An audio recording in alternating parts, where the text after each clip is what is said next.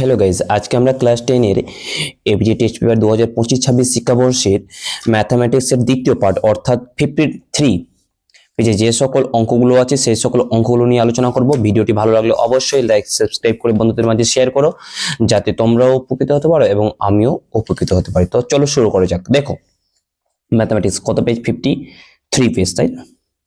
তাহলে 53 পেজে 1 নম্বর দাগের অর্থাৎ একের এক কি বলেছে যে প্রতি বছর নির্দিষ্ট শতকরা হারে পরিবর্তিত হয়ে বর্তমানে একটি অঞ্চলে পরিযায়ী শ্রমিকের সংখ্যা হচ্ছে এত। তাহলে পরিযায়ী শ্রমিক মানে কি? পরিযায়ী শ্রমিকের সংখ্যা এত, মানে এটা কি দেওয়া আছে আমার? এ সমান সমান দেওয়া আছে কত? 5000 ইন্টু 11/10 তার হোল কিউব দেওয়া আছে, তাই না? এতজন। তাহলে আমরা এ মানে কি জানি? সমূল চক্রবৃদ্ধি। তো সমূল চক্রবৃদ্ধি আমরা কি করে বের করব? না, আমরা এর জায়গায় কি বসাতে পারবো? আমরা এর জায়গায় পুট করতে পারবো পি, তাই না? পি এর মান এখান থেকে আমরা দেখে বলতে হবে। এখান থেকে আমরা কি ডিনোট করতে পারি? পি এর মান এখান থেকে আমরা বলতে পারবো 5000, আর এখান থেকে এন এর মান বলতে পারবো 3 বছর। এটা 5000 জন এবং এন এর মান হচ্ছে 3 বছর, এবং আর এর মান আমরা এখান থেকে ডিফাইন করব। আর এর মান আমাকে বের করতে হবে, ঠিক আছে?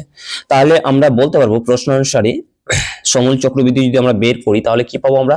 না 5000 ইন্টু 1 প্লাস আর বাই 100 এর পাওয়ার কত হয়ে যাবে? 3 ইকুয়াল টু কত হয়ে যাবে? এটা। তাহলে কত হবে? 5000 ইন্টু 11/10 তার পাওয়ার কিউব। তাহলে উভয় পক্ষে 5000 ক্যান্সেল আউট হয়ে গেল এবং পাওয়ার গুলো ক্যান্সেল আউট হয়ে গেল। তাহলে থাকলো পরে কত? এদিকে ভগ্নাংশ যোগ করি তাহলে 100। তাহলে এখানে হবে 100 প্লাস আর ইকুয়াল টু কত হবে? 11/10। একটা শূন্য নিচে কেটে দিচ্ছি, তাহলে কোনাকুনি যদি আমরা গুণ করি তাহলে 100 প্লাস আর ইকুয়াল টু 10 এর সঙ্গে 11 যদি গুণ করি তাহলে কত হবে? 110। তাহলে আর ইকুয়াল টু কত হবে? 110 মাইনাস 100। তাহলে আর সমান সমান কত হবে? 10%। তাহলে অপশন কোনটা হচ্ছে? না option C is the correct answer. Option কত হচ্ছে? Option C. অপশন সি কি বলছে? না প্রতি বছর 10% হারে বৃদ্ধি পাচ্ছে। প্রতি বছর 10% লিখে নিও। এবার 2 নম্বর অঙ্কটা কি বলেছে দেখো। 2 নম্বর অঙ্কটা বলেছে যে A B C O D ক্রমিক সমানুপাতি। ক্রমিক সমানুপাতি যদি থাকে তাহলে আমরা লিখতে পারবো যে এ বাই বি সমান সমান বি বাই সি সমান সমান সি বাই ডি। তো এটা সমান সমান ধরি এটা সমান সমান হচ্ছে কে, যেখানে কে একটি ধ্রুবক। যে কে একটি যদি ধ্রুবক হয়ে যায় তাহলে আমরা এখান থেকে কি বলতে পারবো? এ বাই বি সমান সমান কে। এখান থেকে আবার বলতে পারবো বি বাই সি সমান সমান কে এবং সি বাই ডি সমান সমান কে আমরা বলতে পারবো। একটু এখান থেকে আমরা বের করছি, এখান থেকে সি সমান সমান কি বলতে পারবো? ডি কে বলতে পারবো, তাই না? এখান থেকে বি সমান সমান কি বলতে পারবো? কোনাকুনি গুণ করে সি কে বলতে পারবো। সি এর মানে একটু আগে বের করে রাখলাম কি? ডি কে। তাহলে আমরা এখানে বসে ডি কে বসাচ্ছি, আর একটা যেহেতু কে আছে তাহলে ডি কে স্কোয়ার হয়ে যাবে। এটা বি এর মান বের হলো। এবার এখান থেকে আমরা কার মান বের করতে পারবো? এ সমান সমান কি? বি কে, এবং বি এর মান কি? আবার একটু আগে পেলাম ডি কে স্কোয়ার। তাহলে ডি কে স্কোয়ার আর একটা কে, তাহলে ডি কে কিউব। তাহলে এ এর মান এটা, বি এর মান এটা এবং সি এর মান এটা। এবার আমাকে এখানে কি করতে বলেছে? আমাকে বের করতে বলেছে যে অপশন এ কারেক্ট না বি কারেক্ট না সি, মানে কোনটা সত্য নয় বলেছে, ঠিক আছে? তাহলে প্রত্যেকটা অপশন টেস্ট করে দেখতে হবে। তাহলে আমি একটু দেখেছি, সেটা হচ্ছে অপশন আমরা বিটা সরি অপশন সিটা দেখছি আমরা। তাহলে অপশন সি কি আছে? বাম পক্ষটা একটু খেয়াল করো। অপশন সি এর বাম পক্ষটা আছে A plus B C plus D into D plus A আছে। একটু মানগুলো পুট করে দিই। এর মান কত? D K cube. বি এর মান কত? ডি কে স্কোয়ার। আবার এখানে আছে সি এর মান কত? ডি কে প্লাস ডি এর মান তো নাই, তো ডি। আবার ডি এর মান নাই, তো ডি। এর মান কত? D K cube. একটু খেয়াল করে প্রত্যেকটাতে একটা করে ডি কমন যাচ্ছে, মানে কি? ডি কিউব কমন যাচ্ছে, তাই না? এবং এই প্রথমটা থেকে কি কমন যাচ্ছে? একটা কে স্কোয়ার কমন যাচ্ছে।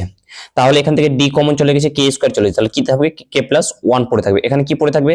K plus 1। এখান থেকে শুধু আমরা ডি কমন গেছে এবং এখান থেকেও ডি কমন গেছে, তাহলে কি থাকবে? 1 প্লাস কে কিউব পড়ে থাকছে। তাহলে এটা হচ্ছে আমার বাম পক্ষ। একটু ডান পক্ষটা কি পড়ে থাকে একটু খেয়াল করে নিই আমরা। ডান পক্ষটা কি আছে একটু খেয়াল করো। ডান পক্ষটা আমাদের বলেছে, ডান পক্ষ কি বলেছে? A plus B plus A B plus BC plus CD. তাহলে A B plus BC plus CD বলে দিয়েছে। তাহলে একটু মানগুলো পুট করে নিই। তাহলে এর মান কত? এর মান হচ্ছে ডি কে কিউব, আর বি এর মান কত? ডি কে স্কোয়ার, প্লাস আবার বি এর মান কত? ডি কে স্কোয়ার, আর সি এর মান কত? ডি কে প্লাস সি এর মান কত ডি কে ইন্টু ডি আছে ডি বসিয়ে দিলাম। এখানে একটু খেয়াল করো প্রত্যেকটাতে ডি স্কোয়ার কমন যাচ্ছে, কি কমন যাচ্ছে ডি স্কোয়ার কমন যাচ্ছে এবং কি কমন যাচ্ছে একটা কে কমন যাচ্ছে। তাহলে যদি এখান থেকে ডি স্কোয়ার কমন নিয়ে একটা কে কমন কে টু দি পাওয়ার 4 পড়ে থাকবে, প্লাস এখানে কি পড়ে থাকবে কে স্কোয়ার পড়ে থাকবে, এখানে কি পড়ে থাকবে ডি স্কোয়ার কমন চলে গেছে, এখানে দেখা যাচ্ছে না অলরেডি। হ্যাঁ, তাহলে এখানে কি পড়ে থাকবে, এখানে দেখো সি এর মান ডি কে বসিয়েছি এবং ডি বসে গেছে, তাহলে দুটো ডি কমন চলে গেছে, একটা কে কমন গেছে, তাহলে এখানে 1 পড়ে থাকবে। একটু যদি খেয়াল করো বাম পক্ষে এবং ডান পক্ষের দিকে, এই পার্টটা তো ধ্রুবক, এটা তো কোনো ফ্যাক্টর করে না, এটা ধ্রুবক, এটুকু ধ্রুবক, কিন্তু সামনে একটা ডি স্কোয়ার আছে ডি কিউব আছে, দুটো আলাদা, বাম পক্ষ সমান সমান ডান পক্ষ বলতে পারি না। তাহলে কোনটি সত্য নয়, তাহলে অপশন সি সত্য নয়। ঠিক আছে, এবার 3 নম্বর অঙ্কটা দেখা যাক কি বলেছে 3 নম্বর অঙ্কে। তাহলে 3 নম্বর অঙ্কটা কি আছে, নিচের কোন ক্ষেত্রে ত্রিভুজ দুটি সর্বসম নয়, এটা option B is the correct answer. ঠিক আছে, তারপরে এটা 3 নম্বর হয়ে গেল। তাহলে 3 নম্বর কি, 3 নম্বর হচ্ছে option B is the correct answer. এবার 4 নম্বর অঙ্ক চলে আসি। 4 নম্বর অঙ্ক কি বলেছে, 4 নম্বর অঙ্ক বলেছে আর একক বহিঃব্যাসার্ধ এবং আর একক মানে স্মল আর একক অন্তঃব্যাসার্ধ বিশিষ্ট ফাঁপা অর্ধগোলকের সমতলের ক্ষেত্রফল করতে। একটা বাটি আছে, ঠিক আছে, তাহলে একটা যদি বাটি যদি এরকম করে একটা যদি বাটি থাকে, তাহলে তার একটু ফাঁপা আছে, কি আছে ফাঁপা আছে, যদি সেটা যদি ফাঁপা থাকে তার সমগ্র তলের ক্ষেত্রফল বের করতে হবে, সমগ্র বাইরের অংশের ক্ষেত্রফল বের করতে হবে, ভিতরের অংশের ক্ষেত্রফল বের করতে হবে, কতটা মোটা আছে সেটার ক্ষেত্রফল বের করতে হবে। ঠিক আছে, তাহলে ক্ষেত্রফলটা কি হবে, তাহলে বহিঃব্যাসার্ধ কত আমরা লিখিনি একটু, বহিঃব্যাসার্ধ বহিঃব্যাসার্ধ তাহলে আর একক মানে ক্যাপিটাল আর একক, এবং অন্তঃব্যাসার্ধ কত, অন্তঃব্যাসার্ধ স্মল আর একক। তাহলে আমরা এখান থেকে বলতে পারবো যে ক্ষেত্রফল কি হবে, তাহলে সমগ্র তলের ক্ষেত্রফল, সমগ্র তলের ক্ষেত্রফল, বাইরের অংশের ক্ষেত্রফল কত হবে, সমগ্র গোলকের ক্ষেত্রফলকে 2 দিয়ে ভাগ করে দিলে সেটা হয়ে যাবে, মানে কত 2 পাই ক্যাপিটাল আর স্কোয়ার, এবং ভিতরের গোলকের ক্ষেত্রফল কত 2 পাই স্মল আর স্কোয়ার, তাই না। এবং এই যে চওড়া যেটা আছে তার ক্ষেত্রফল কি হবে তার ক্ষেত্রফল হবে, এটা দেখা যাচ্ছে তো, হ্যাঁ, তাহলে 2 পাই আর স্কোয়ার হলো বাইরের পৃষ্ঠতলের ক্ষেত্রফল অর্ধগোলকের, এবং এটা ভিতরের পৃষ্ঠতলের ক্ষেত্রফল, এবং চওড়া যেটা আছে তার মানে মোটা যতটা আছে তার ক্ষেত্রফল কি করবে না, বাইরের ক্ষেত্রফল থেকে ভিতরের ক্ষেত্রফল বিয়োগ করতে হবে। তাহলে বাইরের ক্ষেত্রফল কত পাই আর স্কোয়ার, যে উপরে যে বৃত্ত আছে বাইরের পৃষ্ঠতলে না সরি বৃত্তের সমতলে যে আছে পাই আর স্কোয়ার, এবং ভিতরের ক্ষেত্রফলটা কি হবে সেটা হবে পাই আর স্মল স্কোয়ার, এটা বর্গ একক। এটা যদি আমরা ক্যালকুলেশন করি, এটা যদি আমরা ক্যালকুলেশন করি তাহলে কি পাচ্ছি আমরা, একটু খেয়াল করো যে 2 পাই আর স্কোয়ার থেকে পাই আর স্কোয়ার কি করতে হবে যোগ করতে হবে, তাহলে কত হবে 3 পাই আর স্কোয়ার, আর 2 পাই আর স্কোয়ার থেকে এটা কি হবে বিয়োগ হবে, তাহলে কত হবে পাই আর স্কোয়ার। তাহলে এটা হচ্ছে আমার অ্যান্সার বর্গ একক। তাহলে কত নম্বর অপশনে আছে, অপশন একটু খেয়াল করো, তাহলে অপশন কত আছে, অপশন হচ্ছে 3 পাই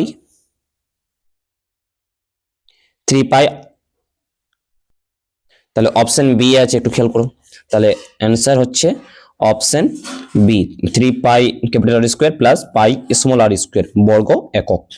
ঠিক আছে, এবার 5 নম্বর অঙ্ক দেখা যাক।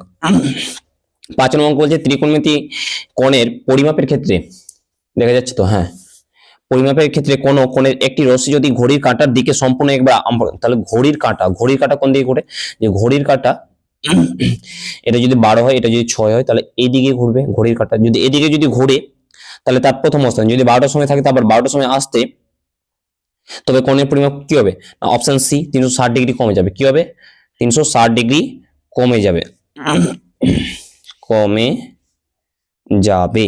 ঠিক আছে, তারপরে 6 নম্বর প্রশ্ন কি বলেছে দেখো, প্রথম মানে শ্রেণীতে প্রথম 15 জন, কি বলছে প্রথম 15 জনের গড় বয়স হচ্ছে x1, তাহলে 15 জন প্রথম করছি অঙ্কটা দেখো, প্রথম 15 জনের মোট বয়স কত হয়ে যাবে, মোট বয়স হয়ে যাবে 15 ইন্টু x1 বার বছর, কারণ 15 জনের বয়স গড় বয়স হচ্ছে x1, তাহলে গুণ হয়ে গেল। এবার পরবর্তী 20 জনের বয়স, পরবর্তী 20 জনের মোট বয়স কত হয়ে যাবে, ওদের গড় বয়স বলেছে x2 বার, তাহলে কত হয়ে যাবে 20 ইন্টু x2 বার বছর। তাহলে 35 জনের 35 জনের মোট বয়স কত হয়ে যাবে? 35 জনের মোট বয়স হয়ে যাবে 15x1 বার যোগ 20x2 বার বছর, তাই না? এটা হয়ে গেল। এবার কি করতে বলেছে?